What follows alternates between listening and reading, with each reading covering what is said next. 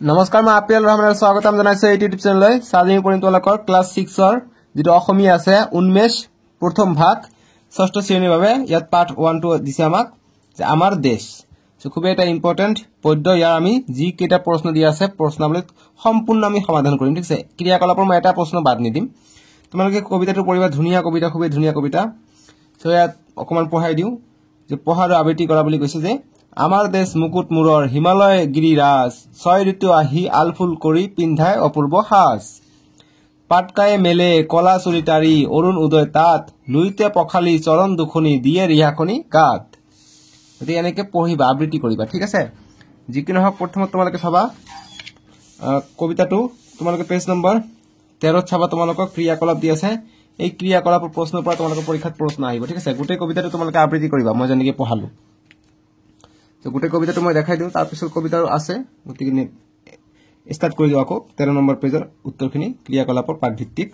তোমালোকে লাইক কৰিবা ভিডিওটো আৰু চেনেলটো সাবস্ক্ৰাইব কৰিবা তোমালোকে ক্লাস 7 8 9 10 লৈকে তোমালোকে মোৰ ভিডিও চাব পাৰিবা ফ্ৰীতে চাব পাৰিবা ঠিক আছে অল সাবজেক্ট সকলো সাবজেক্টে চাব পাৰিবা গণিত বিজ্ঞান সমাজ বিজ্ঞান অসমীয়া ইংৰাজী সব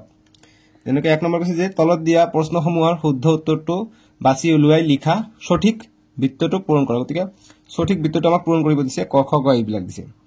কৈছে যে কবিতাটোত আমাৰ দেশৰ মূৰৰ মুকুট বুলি কাৰ কথা কৈছে গতিকে মূৰৰ মুকুট বুলি কবিতাটোত কাৰ কথা কৈছে তোমালোকে কবিতাত চোৱা যে আমাৰ দেশৰ মূৰৰ মুকুট মূৰৰ হিমালয় ৰাজগিৰি গতিকে হিমালয়ৰ কথা কৈছে যেটো মুকুট মূৰ আছে গতিকে হিমালয়ৰ কথা ঠিক আছে গতিকে হিমালয়ৰ কথা আছে অপচন গত আছে গতিকে গ নম্বৰ হ'ব ঠিক আছে গতিকে এইটো হ'ব উত্তৰটো ঠিক আছে এটা আমি পূৰ কৰি দিম এতিয়া এটা এনেকৈ কাট পেন্সিলৰ হয় তোমালোকে পূৰ কৰি দিবা হৈ যাব এইটো হ'ব এনসাৰটো এটা নেক্সট প্ৰশ্ন দিছে যে কবিয়ে আমাৰ দেশক দেৱভূমিৰ লগত কিয় তুলনা কৰিছে গতিকে কিয় তুলনা কৰিছে কাৰণ পুৰাণ মহাভাৰত আমাৰ দেশখন দেৱভূমি ৰূপে বৰ্ণনা কৰাৰ বাবে গতিকে গ নম্বৰ হ'ব শুদ্ধ উত্তৰ ঠিক আছে গতিকে গটক এনেকৈ দাগ কৰি দিবা 2 নম্বৰ প্ৰশ্ন যে তুমি ওপৰৰ দ্বিতীয় প্ৰশ্নৰ উত্তৰটো কিয় শুদ্ধ বুলি বাছি ললা সহপাঠীৰ লগত আলোচনা কৰি কোৱা গতিকে আমি 2 নম্বৰ প্ৰশ্নটো আছিল যে দেৱভূমিৰ লগত তুলনা কৰিছে গতিকে কিয় তুলনা কৰিছে আমি এনসাৰটো গ বুলি দিছো কিয় গ দিছো উত্তৰটো আমি কৰিম যে কাৰণ কবিতাটোত উল্লেখ আছে যে নানা গুণ গান সুমধুৰ নাম পুৰাণত ভাৰতত দেৱভূমি বুলি আমাৰ দেশেই জিলিকিছে জগতত গতিকে পুৰাণত উল্লেখ আছে বাবে আমি লিখিলো গতিকে লিখিম যে এই কাৰণে দ্বিতীয় প্ৰশ্নৰ উত্তৰটো গ শুদ্ধ বুলি আমি বাছি ললো এতিয়া 3 নম্বৰ প্ৰশ্ন যে তলত দিয়া প্ৰশ্নকেইটা উত্তৰ লিখা ক নম্বৰ প্ৰশ্ন যে কবিয়ে কোন ঠাইত অৰুণ উদয় হয় বুলি উল্লেখ কৰিছে আমি উত্তৰ কৰিম কবিয়ে পাটকাই পৰ্বতত অৰুণ উদয় হয় বুলি উল্লেখ কৰিছে যিসকলে ভিডিওটো এতিয়ালৈকে লাইক কৰা নাই লাইক কৰিবা আৰু চেনেলটো সাবস্ক্ৰাইব কৰিবা আপিএল ৰহমান ইউটিউব চেনেল কিমান বাৰ কম সাবস্ক্ৰাইব কৰিবা ঠিক আছে কৰিবা নহলে আকৌ পিছৰ ভিডিওবিলাক মিছ কৰিবা নেক্সট খ নম্বৰ প্ৰশ্ন যে কবিয়ে অমৃতধাৰা কত বৈছে বুলি কৈছে আমি উত্তৰ কৰিম কবিয়ে খাসিয়া পৰ্বতত অমৃতধাৰা বৈছে বুলি কৈছে গ নম্বৰ প্ৰশ্ন যে কিহে অসমীয়া আয়ৰ গাহ জেউতি চৰাই আমি উত্তৰ কৰিম শুকুলা পাটৰ ৰিহা মেখেলাই অসমীয়া আয়ৰ গাৰ জেউতি চৰাই নেক্সট ঘ নম্বৰ প্ৰশ্ন দেৱভূমি বুলি কবিয়ে কোনখন ঠাইৰ কথা কৈছে আমি উত্তৰ কৰিম আমাৰ দেশক কবিয়ে দেৱভূমি বুলি কৈছে অৰ্থাৎ অসম দেশক নেক্সট নম্বৰ যে কবিয়ে অসমীয়া আয়ে কিহৰ হাতখৰি পিন্ধা বুলি কৈছে আমি উত্তৰ কৰিম কবিয়ে জানজুৰিৰ হাতখৰি পিন্ধা বুলি কৈছে 4 নম্বৰ প্ৰশ্ন কবিয়ে আমাৰ দেশখনক কি কাৰণত স্বৰ্গতকৈ অধিক বুলি কৈছে আলোচনা কৰি বহলাই লিখা আমি এইটো কাৰণে ভেৰি ইম্পৰ্টেন্ট প্ৰশ্ন আমি উত্তৰ কৰিম যে কবিয়ে আমাৰ দেশখনক বহুতো কাৰণত স্বৰ্গতকৈ অধিক বুলি কৈছে কবিয়ে কৈছে আমাৰ দেশত সকলো ধৰণৰ প্ৰাকৃতিক সম্পদৰে ভৰপুৰ এফালে হিমালয় নদী পাটকাই পাহাৰ লগতে বিভিন্ন অৰণ্যৰ লগতে বিভিন্ন ধৰণৰ গছ গছনি ফল ফুলেৰে ভৰা সেইকাৰণে সৰগৰ লগত তুলনা কৰিছে নেক্সট 5 নম্বৰ প্ৰশ্ন যে কবিতা ফাঁকিৰ পৰা তলত দিয়া প্ৰশ্নকেইটাৰ উত্তৰ লিখা যেনেকৈ কবিতা ফাঁকি আমাক দিছে যে পাটকায়ে মেলে কলা চুলিটাৰি অৰুণ উদয় তাত লুইতে পখালি চৰণ দুখনি দিয়ে ৰিহাখনি গাত এতিয়া আমাক প্ৰশ্ন দিছে যে কলা চুলিটাৰি কোনে মেলে বুলি কৈছে আমি উত্তৰ কৰিম পাটকাই পৰ্বতে কলা চুলিটাৰি মেলে আৰু মুকুটটো মেলে হিমালয়ে ঠিক আছে নেক্সট খ নম্বৰ যে লুইতে কাৰ চৰণ দুখনি পখালি দিয়ে বুলি কৈছে গতিকে অসমৰ চৰণটো পখালি দিয়ে নেক্সট ৰিহাখনি বুলি কিহৰ কথা কৈছে গতিকে উত্তৰ কৰিম ৰিহাখনি বুলি লুইতৰ কথা কৈছে অৰ্থাৎ ব্ৰহ্মপুত্ৰৰ কথা কৈছে এটা 6 নম্বৰ প্ৰশ্ন দিছে যে কবিতাটিৰ ভাৱৰ লগত সংগতি ৰাখি ক অংশৰ লগত খ অংশ টানি মিলোৱা এটা ভাৱৰ লগত সংগতি ক অংশ আৰু খ অংশ দিছে কি যে আৰু কত গিৰি আছে সভা কৰি আসলত নাচে তৰা গতিকে আৰু কত গিৰি অৰ্থাৎ পৰ্বতৰ কথা কৈছে গতিকে ইয়াত আছে পাহাৰ পৰ্বত গতিকে এইটো মিলিব এইটোৰ লগত অৰ্থাৎ যে পৰ্বত পাহাৰ আদি দেশ মাতৃৰ অলংকাৰ স্বৰূপ ইয়াত প্ৰবাহিত হৈ থকা নৈ নিজৰাসমূহক মাতৃৰ চাদৰৰ আচলৰ লগত তুলনা কৰিব পাৰি ইয়াত জোন বেলি তৰাই তীৰবিৰণী তুলি অপূৰ্ব শোভাৰ সৃষ্টি কৰে তাৰপিছত দিছে যে অসমা সুষমা মুনি মনোৰমা আমাৰ চেনেহী আই তোমালোকে যদি ইয়াত দেখা পোৱা নাই কিতাপত চাবা ধুনীয়াকৈ দিয়া আছে গতিকে এইটো আমাৰ চেনেহী আইৰ কথা কৈছে গতিকে কি হ'ব যে অসমা সুষমা মুনি মনোৰমা আমাৰ চেনেহী আই গতিকে আমাৰ অসমৰ যি সৌন্দৰ্য হেতুৰ কথা কৈছে গতিকে এইটো মিলিব এইটোৰ লগত যে পৰ্বত পাহাৰ নদ নদী সমৃদ্ধ অসম এখন মনোৰম ঠাই গতিকে মনোৰমা বুলি কৈছে মনোৰমা মানে মনোৰম খুবেই ধুনীয়া জ্ঞানীসকলৰ বিভিন্ন অৱদানেৰে অসম মাতৃ সমৃদ্ধ হৈ আছে আৰু যেটো লাষ্টটো আছে দেৱভূমি বুলি আমাৰ দেশেই জিলিকিছে জগতত গতিকে এইটো মিলিব 1 নম্বৰটোৰ লগত ঠিক আছে কাৰণ ইয়াত দেৱভূমিৰ কথা উল্লেখ আছে যে বেদ পুৰাণ ৰামায়ণ মহাভাৰত আদি প্ৰাচীন গ্ৰন্থসমূহত আমাৰ দেশখন দেৱতা নিৰ্মাণ কৰিছিল বুলি উল্লেখ আছে হে ই দেৱভূমি প্ৰাচীন সত্যতা হিচাপে আমাৰ দেশখন বিশ্বৰ বুকুত জিলিকি আছে গতিকে কিয় দেৱভূমি কাৰণ বেদ পুৰাণত আমাৰ যদি আহে যে আমাৰ দেশখন কিয় দেৱভূমি বুলি কবিয়ে কৈছে এইখিনি লিখিবা যে বেদ পুৰাণ ৰামায়ণ মহাভাৰত আদি প্ৰাচীন গ্ৰন্থসমূহত আমাৰ দেশখন দেৱতাই নিৰ্মাণ কৰিছিল বুলি উল্লেখ আছে হে ই দেৱভূমি ঠিক আছে এইখিনি গল 14 নম্বৰ পেজত আছিল তে 15 নম্বৰ পেজৰ উত্তৰখিনি কৰো 7 নম্বৰ প্ৰশ্ন যে আমাৰ দেশ কবিতাটিত দেশমাতৃৰ সৌন্দৰ্য বিদ্ধিত তলত দিয়া উপাদানসমূহে কেনেদৰে অৰিহণা যোগাইছে তাৰ এখন তালিকা প্ৰস্তুত কৰা প্ৰথমটো দিছে উদাহৰণ যে গিৰিৰাজ হিমালয়ে কি কৰিছে মূৰৰ মুকুট হৈ জেউতি চৰাইছে গতিকে কবিতাৰ পৰা উঠাই দিছে ঠিক একেদৰে 6 ঋতুয়ে কি কৰিছে আলফুল কৰি পিন্ধাই অপূৰ্ব সাজ তোমালোকক মই দেখাই দিও এনেকুৱা প্ৰথমটো দিছে গিৰিৰাজ হিমালয়ে গতিকে গিৰিৰাজ হিমালয়ে কি কৰে গিৰিৰাজ হিমালয়ে মুকুট মূৰত লৈ জেউতি চৰাই গতিকে জেউতি চৰাই ঠিক আছে তাৰ পিছত 6 ঋতুয়ে কি কৰে আলফুল কৰি পিন্ধাই অপূৰ্ব সাজ গতিকে 6 ঋতু লিখিম যে 6 ঋতু আলফুল কৰি এইখিনি লিখিবা আলফুল কৰি পিন্ধা অপূৰ্ব সাজ এইখিনি আনসাৰ কৰিবা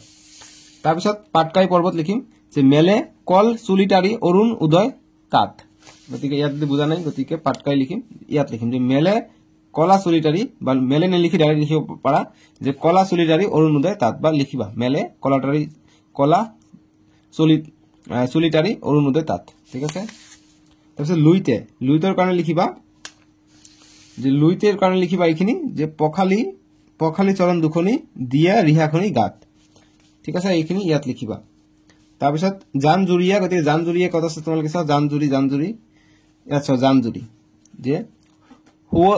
হুকলা পাটৰ ৰিহা মেখলাই জেউতি চৰাই গাৰ কুলকুল কৰি আহে জানজুৰি লৈ সাতসৰী হাৰ গতিকে জানজুৰি কি আহে লৈ সাতসৰী হাৰ গতিকে জানজুৰিয়া লৈ হাতে হৰি হাৰ গতিকে হাতে হৰি হাৰ লিখিবা ইয়াত ঠিক আছে নেক্সট পৰ্বত পাহাৰে গতিকে পৰ্বত পাহাৰে নেক্সট তোমালোকৰ কবিতাটো চাব লাগিব নেক্সট পেজত পেজ নম্বৰ 12 আছে থাকে পৰ্বত পাহাৰে চাও ইয়াত আছে নেকি এনেকে বিচাৰিবা এনসাৰখিনি পাই যাবা পৰ্বত পাহাৰে কি কৈছে আমাক প্ৰশ্নটো পৰ্বত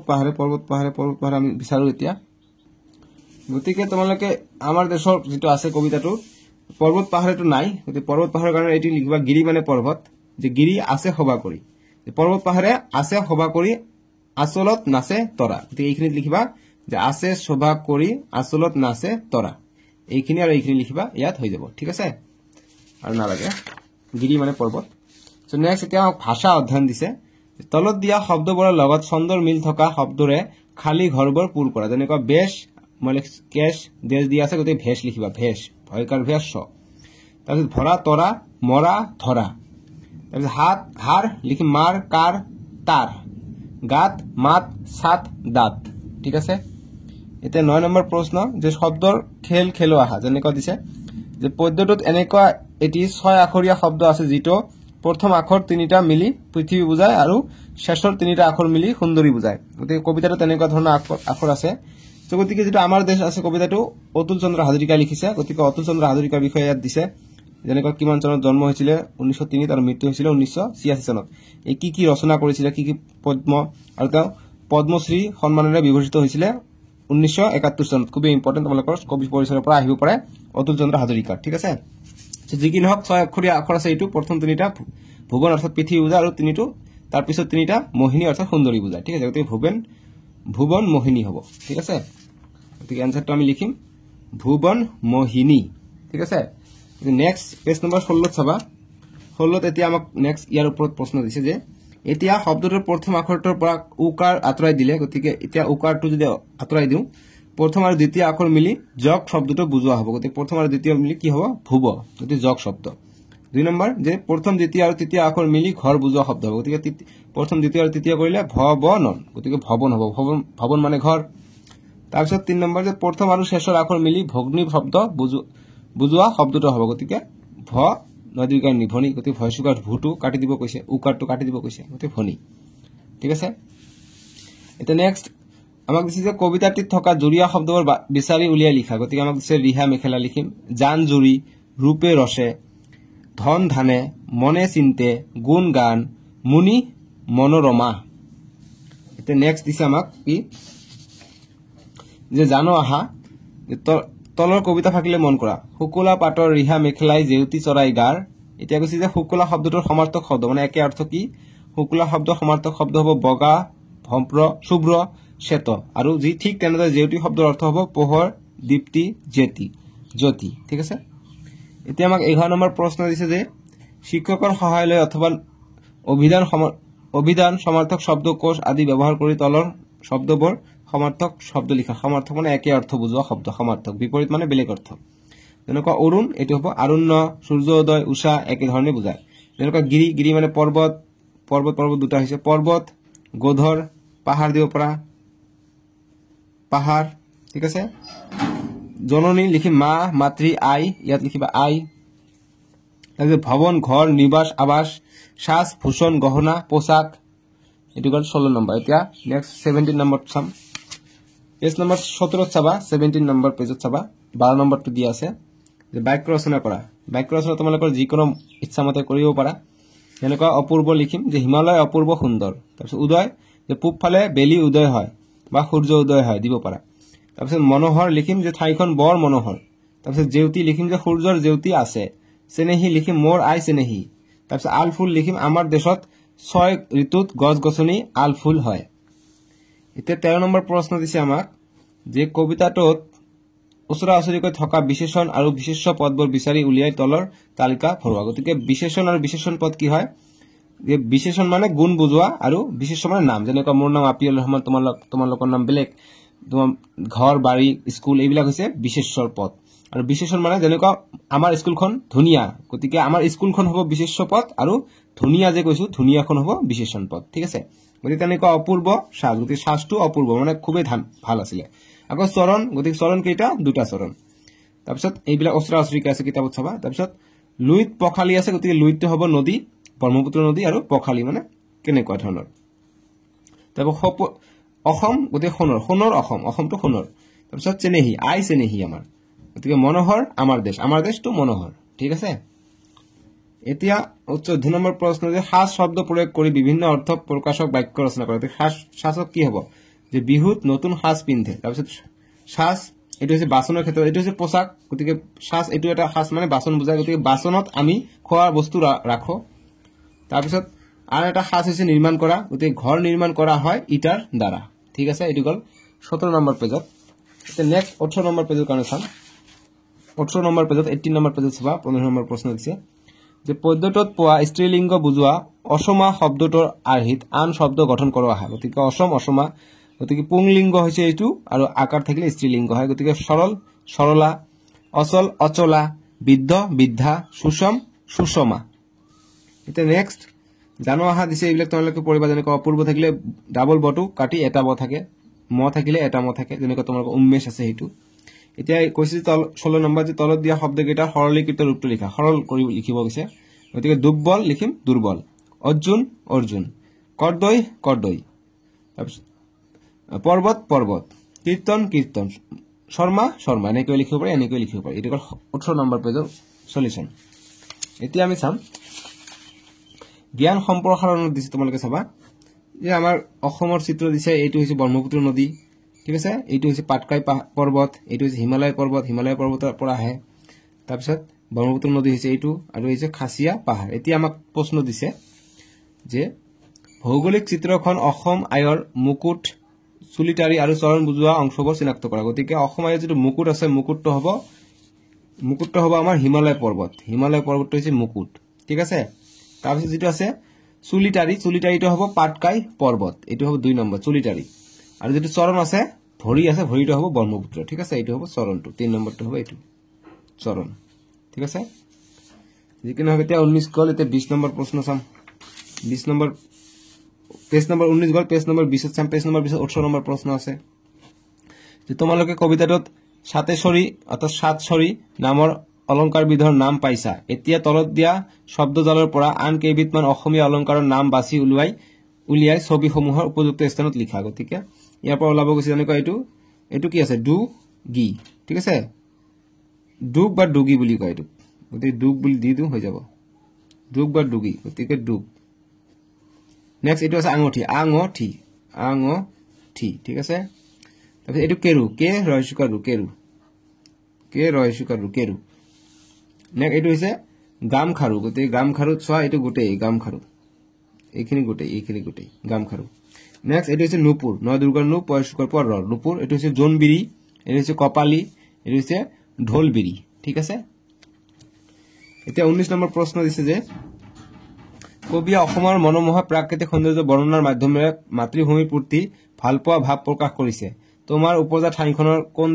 কোনবোৰ দিশ তোমাক ঠাইত ভালপোৱা জগাই তুলিব পাৰে তোমালোকৰ ঠাই অনুযায়ী তোমালোকক কোনটো বস্তু ভাল লাগে যেনেকৈ তোমালোকৰ স্কুলখন ভাল লাগিব পাৰে হস্পিটেলখন ভাল লাগিব পাৰে নহলে তোমালোকৰ গাঁওখন ভাল লাগিব পাৰে মানুহবিলাক ভাল নহলে ৰাস্তাটো ভাল হেবিলাকৰ বিষয়ে লিখিব গৈছে ঠিক আছে